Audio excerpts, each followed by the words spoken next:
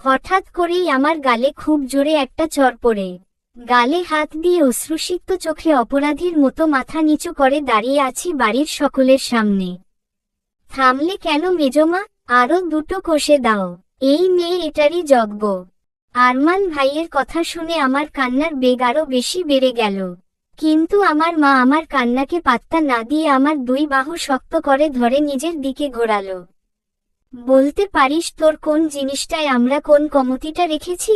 এত ভালোবেসেছি তোকে, নিজেরা না খেয়ে তোকে খাইয়েছি, আর তুই এত বড় একটা ভুল সিদ্ধান্ত নিয়ে বসলি। এই এদিকে তাকা। বাড়ি থেকে চলে যাওয়ার সময় একবারও কি তোর আমাদের কথা মনে পড়েনি? একবারও মনে হলো না আমরা কি নিয়ে বাঁচব? তুই তো আমাদের একমাত্র সম্বল রে। তোকে নিয়েই বেঁচে আছি আমরা। তাহলে কোন সাহসে তুই এই সিদ্ধান্তটা নিলি? কিভাবে চলে গেলি তুই আমাদের ছেড়ে? কথাগুলো বলতে বলতেই মা কান্নায় ভেঙে পড়ল। মায়ের কান্না দেখে আমারও ভীষণ কান্না পাচ্ছে। এবার বুঝতে পেরেছি আমি কত বড় ভুল করেছি। তাদের ভালো করতে গিয়েই যে তাদের এতটা কষ্ট দিয়ে ফেলেছি বুঝতেই পারিনি।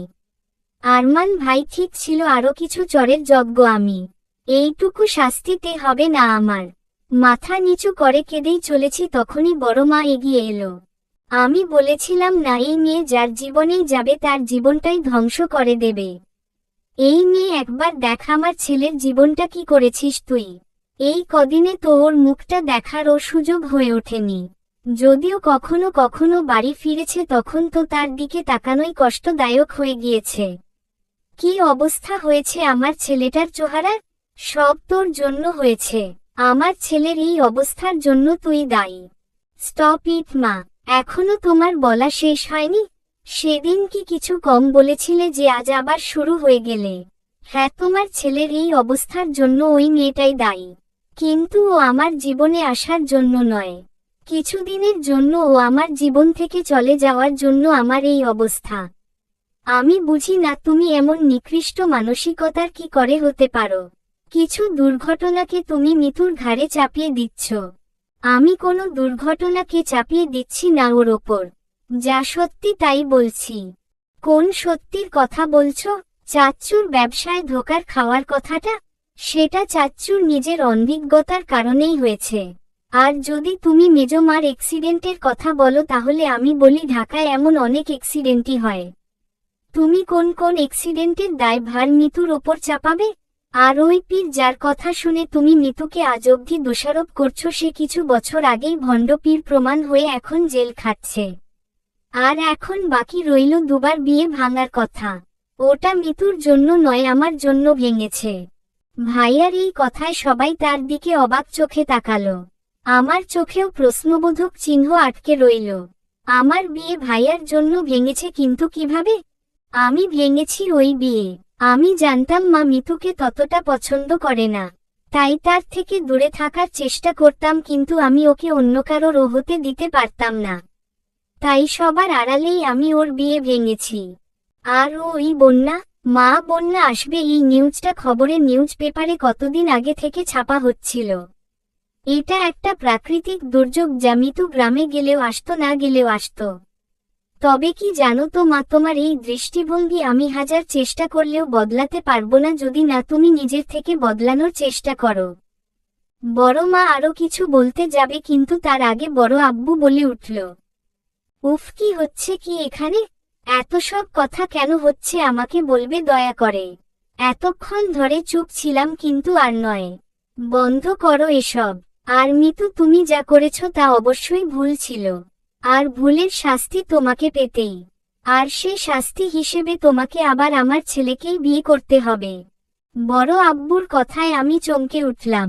আমার ছেলে তোমাকে ভালোবাসে, তোমার সাথেই সে সুখে থাকবে। আর একজন বাবার এর থেকে বড় পাওয়া আর কি থাকতে পারে? বিয়ে আবার হবে, ধুমধাম করে হবে। কি বলিস রাজ্জাক? বলেই বাবার কাঁধে হাত রাখল বড় আব্বু। বাবার চোখ ছলছল করছে, তার সাথে আমারও। প্রায় 1 মাসের মধ্যে দ্বিতীয়বারের মতো আমাদের বিয়েটা হলো। তবে এই বিয়েটা পরিবারের সম্মতিতে, ধুমধাম করে। একদম আমার স্বপ্নের মতো করেই পেয়েছি আমি আমার ভালোবাসাকে। কিন্তু এই কদিনে আরমান ভাই আমার সাথে তেমন কোনো প্রয়োজন ছাড়া কথাই বলেনি। হয়তো এখনো অভিমান করে আছে আমার ওপর। বড় মাও কেমন ভারী ভারী। হয়তো আমায় মেনে নেওয়ার চেষ্টা করছে, কিন্তু যেই কাজটা এতদিন ধরে হয়নি সেটা এত সহজে কি হতে পারে? তারপরও হয়তো নিজেকে বদলানোর চেষ্টা করছে। আমি এই মুহূর্তে লম্বা ঘোমটা টেনে আরমান ভাইয়ের ঘরে বসে আছি তার অপেক্ষায়। কিন্তু তার আসার এখনো কোন নাম গন্ধ নেই। নিশ্চয়ই বাইরে তার বন্ধুরা তাকে আটকেছে। বেচারার হাল বোধ হয় আজ তারা বেহাল করে দিয়েছে। ভাইয়ার বেচারা মার্কা মুখটা ভাবতেই বেশ হাসি পাচ্ছে আমার। আনমনে তার কথা ভেবে হাসছি, ঠিক তখনই দরজা খোলার শব্দ কানে এলো। বুঝলাম ভাইয়া এসেছে। আমি উঠে তাকে সালাম করতে যাব, তার আগেই ভাইয়া সরে গেল।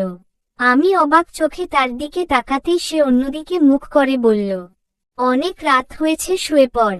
কথাটা বলেই ও বারান্দায় চলে গেল। তার এমন কথায় আমার ভীষণ কান্না পাচ্ছে। ভাইয়া কি তাহলে আর কোনোদিন ও আমার সাথে কথা বলবে না? আমার একটা ভুলের জন্য আমায় এত বড় শাস্তি দেবে ও? ধুর, নিকুচি করেছে তার শাস্তির। মানি না আমি কোনো শাস্তি টাস্তি। আজ তো তাকে আমার সাথে কথা বলতেই হবে। দেখি কি করে কথা না বলে থাকে। আমি আমার ভারী শাড়িটা দুই হাতে উঁচু করে ধরে বারান্দার দিকে অগ্রসর হলাম। আরমান ভাই উল্টো ঘুরে ব্যস্ত নগর দেখতে দেখতে সিগারেটে ধোঁয়া ওড়াচ্ছে। ও মাঝে মাঝেই স্মোক করত।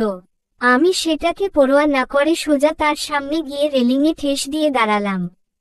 আমাকে হঠাৎই তার সামনে আসতে দেখে ভ্রু কুঁচকে কিছুক্ষণ তাকিয়ে থেকে অন্যদিকে যাবে তার আগেই আমি আবার তার সামনে গিয়ে তার পথ আটকালাম। এবার হয়তো আরমান ভাই কিছুটা বিরক্ত হলো, ভ্রু কুঁচকানোর সাথে সাথে দাঁতে দাঁত চেপে ধরে এক কদম আমার দিকে এগিয়ে এসে কিছু বলতে গিয়েও থেমে গেল। তার এগিয়ে আসাতে আমি কিছুটা ভয় পেয়ে পেছনে ঝুঁকে গেলাম। যারা যদি চটটর মেরে বসে তখন। কিন্তু আরমান ভাই কিছু না বলেই আবার সেখান চলে আসবে, তখনই আমি তার ডান হাত চেপে ধরলাম। ভাইয়া এবার প্রচণ্ড মাত্রায় রেগেই আমার দিকে এগিয়ে আসতে গেল, কিন্তু তার আগেই আমি তার হাত আমার পেটের ওপর রাখলাম। আমার এমন কাজে ও কিছুটা অবাক চোখেই আমার দিকে তাকালো। তুমি যদি আমার সাথে কথা না বলো তাহলে কিন্তু আমরা তোমার ওপর ভীষণ অভিমান করব। কথাটা মুখ ফুলিয়ে তার দিকে তাকালাম। যদিও নিজের চেহারায় ইনোসেন্ট লুক নিয়েছিলাম, তারপরও আমার বুকের ভেতরে এক প্রকার তোলপাড় শুরু হয়ে গিয়েছিল। আমার কথায় তার অনুভূতিটা কি করকম হবে তা দেখার জন্য অধীর আগ্রহে আমি আরমান ভাইয়ের দিকে তাকালাম। আরমান ভাই নিজের চোখে এক সাগর বিস্ময় নিয়ে একবার আমার দিকে আর একবার আমার হাতের দিকে তাকাচ্ছে। আমি ঠোঁটের কোণে মুচকি হাসি আর চোখ এতগুলো আগ্রহ নিয়ে তার দিকে তাকিয়ে আছি তার অনুভূতিটা জানার জন্য। আরমান ভাই জিহ্বা দিয়ে নিজের ঠোঁট ভিজিয়ে নিয়ে অন্যদিকে তাকালো, হয়তো নিজের চোখের জলটা আড়াল করার জন্য। কিন্তু তার চোখের ছলছল দৃষ্টিটা তো অনেক আগেই আমার কাছে ধরা পড়েছে। ভাইয়া দুবার জোরে জোরে শ্বাস নিয়ে আবার আমার দিকে তাকালো। তারপর কাঁপা কাঁপা গলায় বলে উঠল, ইউ নো হোয়াট? আজ হয়তো এই প্রথম কারো বাসর যে কি না বাসর রাতেই জানতে পারছে সে বাবা হতে চলেছে। তার আবেগপূর্ণ এমন কথায় আমার ভেতরটা কেঁপে উঠল। তার ছলছল দৃষ্টি আজ আমায় জানান দিচ্ছে আমি কতটা ভাগ্যবতী। আরমান হাঁটু গেড়ে বসে আমার পেটে আলতো করে নিজের ঠোঁট ছুঁয়ে আবার উঠে দাঁড়িয়ে হঠাৎ করেই আমায় জড়িয়ে ধরল। ভালোবাসি নিতু, খুব খুব খুব বেশি ভালোবাসি তোকে। তুই তো আমার জীবনে এঞ্জেল হয়ে এলি রে। এঞ্জেল আর আমিও কি কারো জীবনের এঞ্জেল হতে পারি? হ্যাঁ পারি, কেন পারি না? আমি এঞ্জেল, আরমান ভাইয়ের এঞ্জেল। এই থুড়ি কি বলছি আমি? নিজের স্বামীকে ভাই বলে সম্বোধন করছি, কিন্তু যদি ভাই না বলি তাহলে কি বলে ডাকবো? নাম ধরে? এই না না, ও আমার কত বড়। নাম ধরে ডাকলে কেমন জানি দেখায়। তাহলে কি বলবো? ও গো শুনছো? ইস কি লজ্জা গো। নিজের লজ্জা লুকোতে আমি তার বুকেই নিজের মাথা গুজে দিলাম, কারণ লজ্জার উৎপত্তি যেখান থেকে তার নিঃশেষও যে সেখানেই। বেঁচে থাক এভাবেই হাজারো ভালোবাসা এই সমাজের দৃষ্টিভঙ্গি পেরিয়ে। সমাপ্তি।